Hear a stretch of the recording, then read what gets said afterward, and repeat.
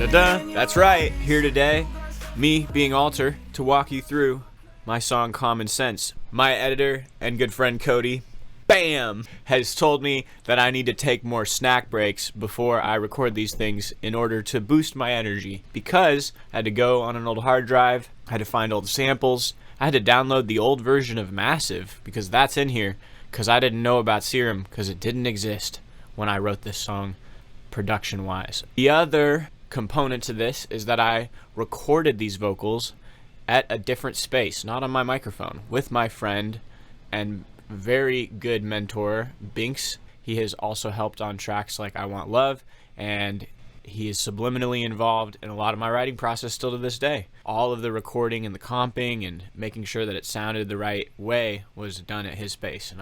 So the song started from this guitar loop. Here we go. Yeah, so this was a loop I recorded with my old roommate and lifelong friend, Antonio.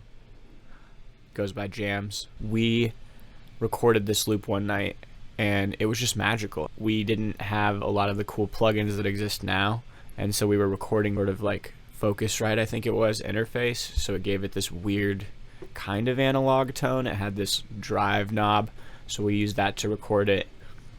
So it gave it just that sort of sound, and then we tried to make a song with it at the time, and it just didn't really turn into anything.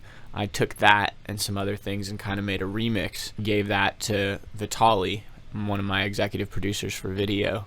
He loved that song, and he was like, hey man, I really like this song, I just hope you'll finish it one day. Thank you to him. We recorded this on better gear, same guitar loop, but just played better. And so we were able to get a cleaner signal and use better amp sims to make the tone. These guitars are running through Guitar Rig 5.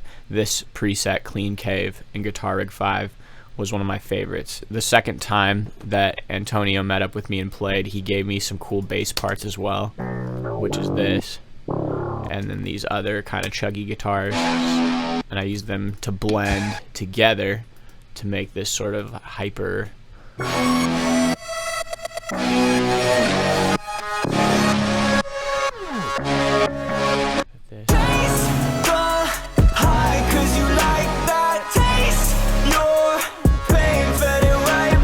Yeah, so we got two different synth leads here.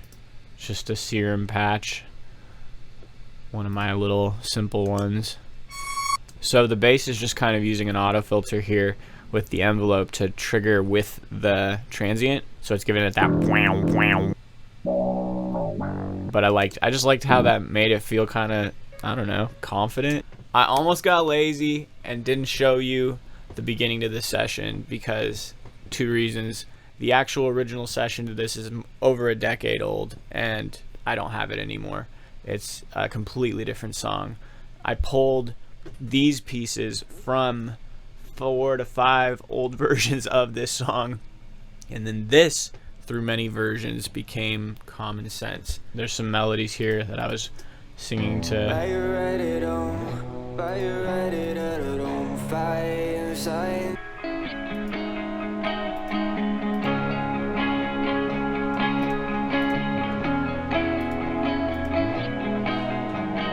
So you can see I was basically using this project just to collect all the pieces from the original version of the session that I really liked. Almost like I was scavenging for parts. So now let's see kind of how it evolved. So we have these melodies. Your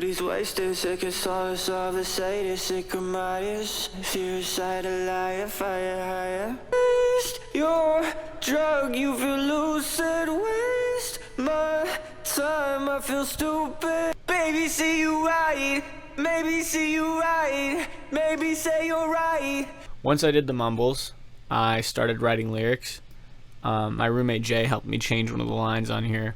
Baby see you right, maybe see tonight, that whole thing. Off this trip in Vegas, you're living out your suitcases, life in crisis. Vice grip as it tightens, paralyzes. You're causing trouble, you struggle with something evil. The sins of these men around you, they drown and won't try to sink you. So you start to feel it become more of a song there, but definitely recorded on my MacBook. Now we'll go through some of the vocals. I'm going to play little snippets of them just to kind of give you a vibe, but because I don't have the mixing session for the main vocal chains, a lot of this stuff you're seeing on here is just the effect automation, like reverbs, delay, saturation. Everything else, again, was done by Binks. Baby, see you right. Maybe see tonight. Baby, see you right. Baby, see you right. That's Binks layering in that secret harmony. Healing from your lies, a consequence of the drugs in the clubs. Healing still. So that's some of the vocals, just to give you some vibes. Let's break down the drop here. I'm gonna play it with just the beat so you can hear it. With the vocals. Give me peace of mind. Baby, see you right. Crazy all the time. Take my common sense. This was in the original demo that Vitaly had in his car, and I really liked this as sort of a pre-chorus build, and I knew that I wanted it to go into something big and heavy, but still have that kind of like bounce, I guess. The drum pattern was pretty crucial here, and that was, you know, just this thing. And I'm layering some taikos. We got kind of this really bright snare to fill at the top, and this is a secondary kick with the other one, so it kind of just bounces back and forth. Some other Foley chains.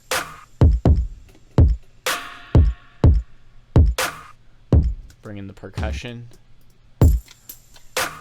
and this keeps crashing my computer, so I can't show you that. This is a transient enhancer, and then this on the percussion bus is dipping the kick.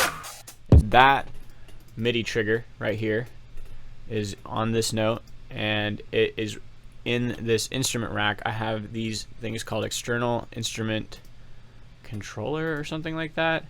You basically use this in a group so that you can use this one MIDI note to send out to multiple instances of this plugin to sidechain the kick. So, kick triggering this LFO tool on the percussion bus, and it's doing that to make sure that the kick is the loudest thing when it hits. I don't really want the hi-hat as much, and it also adds another kind of rhythmic element to the drum bus. And then we got the subs, very important.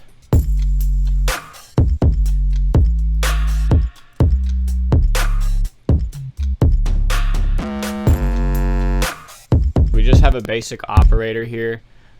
This I think was the hip hop sub patch from Ableton 10 running into Camel Crusher, but this is basically a distortion plugin. So yeah, that subgroup is then going into this EQ and a limiter just to control the dynamics more. Yeah, and so I'm doing that to make sure that the bass subgroup doesn't go beyond that level, so that even in that one moment it kind of glues it together, and then the rest of the time it's leaving it alone. What I was trying to do structurally in this song was get the drums and the low end feeling really hip hop, really fat, and then kind of just having all this synthetic top end just sort of shoved in the top of the frequency, and then putting the vocals somewhere in between. Listening back, you know, almost a year and a half later, I think that it's not the correct way to have gone about it, but it does work as one alternative solution. Going into that now, everything in this group is extremely bright. It's basically trying to fit it in as little frequency as possible so that it sits next to the sub. Here's the solo. And then here's with the sub.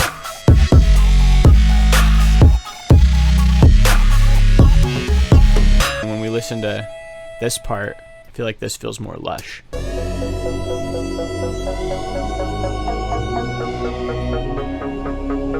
You know, so there's different ways you can approach compression, dynamics, equalization to achieve different results, even with the similar melody like that. That with the sub just feels so cool, and like the way it rubs.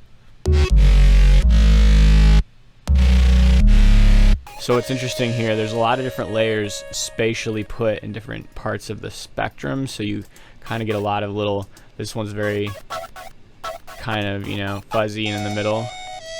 This one's like whiny, but doesn't pulse as much. That's kind of the constant. And then you have these that are those weird lower fills in moments. So all together.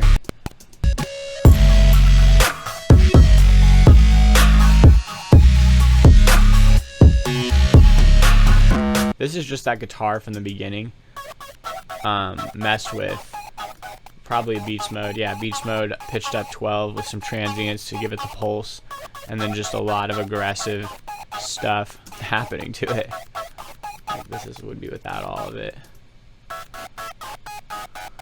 Just a lot of ridiculous processing, honestly, in this song. This was in that part of my creative journey where I really wanted everything to be textured and different and unique, and so I spent a lot of time just experimenting and doing things honestly wrong, but in the long run and for the techniques that I understand how to use now today, I'm thankful that I took the time, especially on records that I was passionate about and I really did feel. I'm sitting there the whole time working on this, just yeah. This is just re-recorded parts of the song, reversed, and then added pitch adjustments.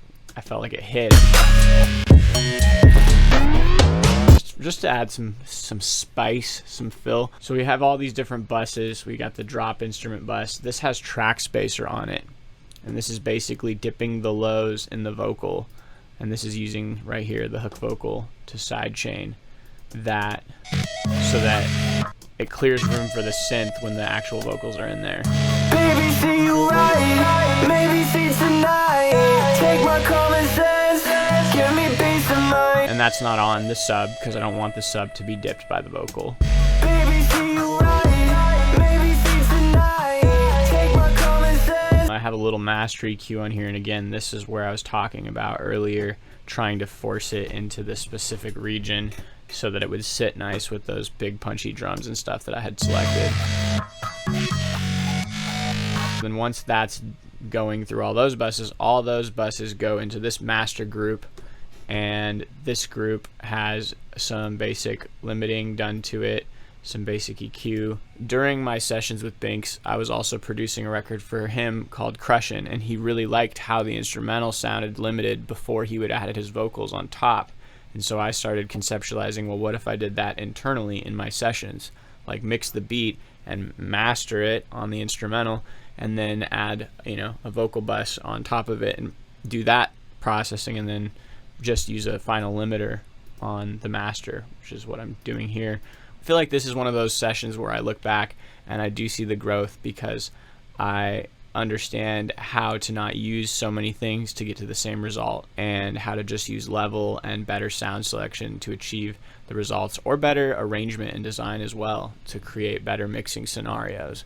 The vocals and the synths are all on top of each other, so they're not pocketed correctly to make mixing easy. But with that being said, this was a vibe, and I love this song, and I didn't want to change it then, and I wouldn't want to change it now. Even if you have a song that isn't supposed to be the cleanest mix in the world, if you enjoyed this song, I guess that's proof that it's still a vibe. That is the final session of Common Sense. This one was just plagued with so many hurdles, and so I'm gonna keep it more short, and I just wanted to tell you a little bit about how it was made and play through some of the tracks for you.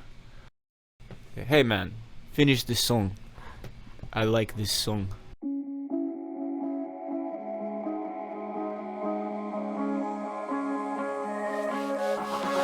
Off the strip in Vegas, you're living out your suitcases, life in crisis.